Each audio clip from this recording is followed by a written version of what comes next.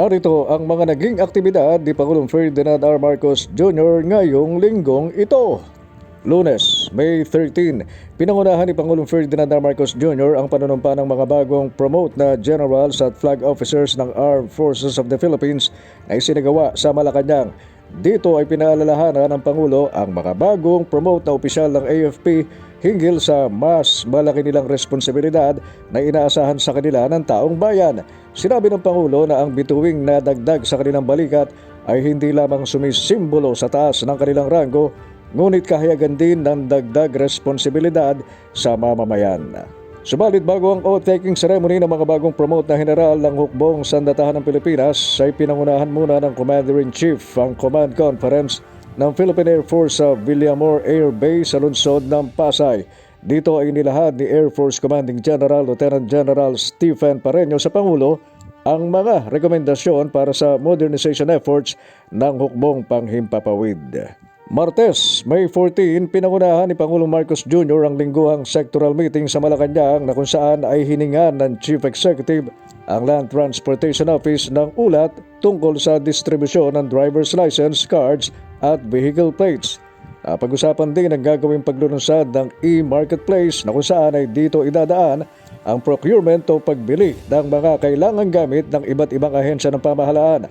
Ang hakbang ay sa harap na din ang ipinupursige ng Marcos Administration na transparency lalo na sa usapin ng procurement process sa gobyerno. Sumunod namang pinuntahan ang kanyang ikalawang aktibidad at ito ay ang ginawang pangunguna sa Command Conference ng Philippine Army na ginawa sa Malacanang. Kasama sa agenda ng isinagawang Command Conference ang pagpapalakas sa depensa ng karagatan at teritoryo ng Pilipinas na dito ay inilahad sa Pangulo ang tungkol sa Comprehensive Archipelagic Defense Concept na bahagi ng pagpapalakas sa defense capabilities ng Pilipinas. Bahagi din ng aktibidad ng Pangulo ang pagtanggap sa credentials ng mga bagong non-resident ambassadors mula sa 6 na bansa. Dito ay mainit na tinanggap ng Pangulo ang mga bagong ambassador na formal na nagpakita ng kanilang intensyon na palakasin ang ugnayan ng kanilang mga bansa sa Pilipinas. Huling aktibidad naman ng Pangulo nitong Martes ay ang pagsaksi sa investment partnership announcement sa palasyo ng Cerberus ng Amerika at HD Hyundai ng South Korea.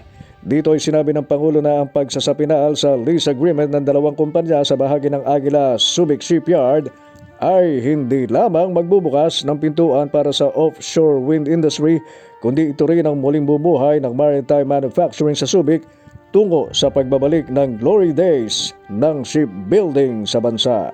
Miyerkules, May 15, pinangunahan ni Pangulong Marcos Jr. ang ika-16 na NEDA board meeting sa Malacanang. Sa nabanggit na meeting ay naaprubahan ang ilang mga proyektong may kinalaman sa infrastruktura, agriculture at transportasyon. Sa NEDA board meeting ay inirekomenda din kay Pangulong Marcos Jr. ang 4 na taong extension ng support parcelization of lands for individual titling o project split. Sa ilalim ng proyekto, hahatiin o pagbubuklurin ang nasa 1.38 million hektarya ng lupa at magkakaroon ito ng sari-sariling titulo para sa agrarian reform beneficiaries.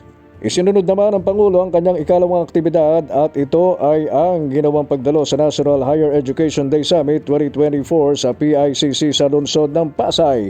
Sa nasabing event ay binigyan din ng Pangulo na ang edukasyon ang pinakamahalagang serbisyong dapat ibigay ng pamahalaan sa publiko.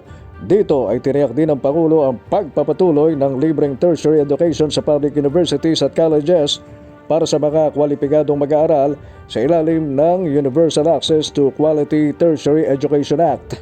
Huwebes, May 16, bumiyahe si Pangulong Marcos sa Iligan City at nagbigay ng tulong sa mga magsasaka at mangingisdang naapektuhan ng nararanasang pading tagtuyot.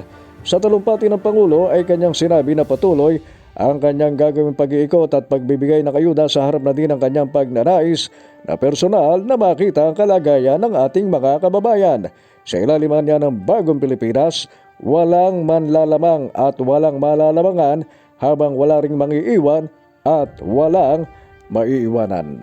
Mula Iligan ay dumiretso agad ang Pangulo sa Cagayan de Oro kung saan ay namahagi din ito ng tulong. Dito ay pinagkaloob ng Chief Executive ang may 10,000 piso sa may 40 na identified na magsasaka at mangingisda habang nag-abot din ng tig 10 milyong pisong presidential assistance ang Pangulo sa pamahalaan ng Cagayan de Oro City at provincial government ng Camiguin habang tig 50 million pesos naman sa provincial government ng Misamis Oriental at Bukidnon.